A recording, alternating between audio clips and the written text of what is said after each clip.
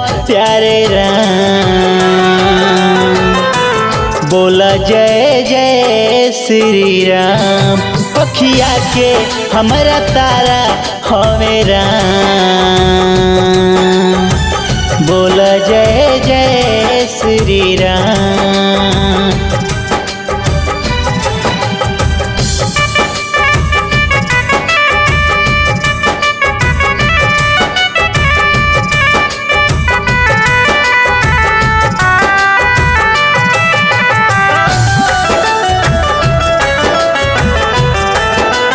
राम राज के आ गईल शुभ दिन आज देखी आ गईल जित भइल सनातन धर्म के घर घर भगवा लहरा गई। जागल अयोध्या के भाग जी गूंजल विजय के राग जी योगी संतन के अखिया से छलकल प्रेम अनुराग जी।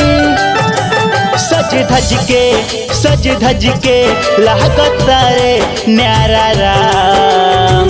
बोला जय जय श्री राम। अयोध्या अइले हमर प्यारे राम।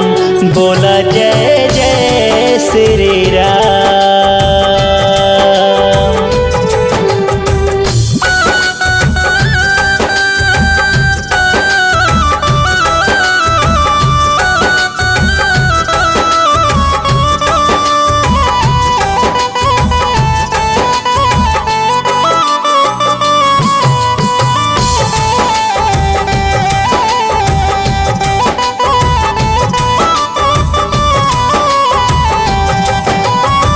रघुनंदना के राज तिलक बा।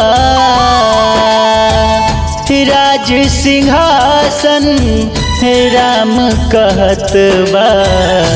राम के होई राज जगत में। प्रश्न न कोनो भी सकबा। राम के चरनिया में सब कर नयना बा। जीताई सब कोई लाही सबक बा।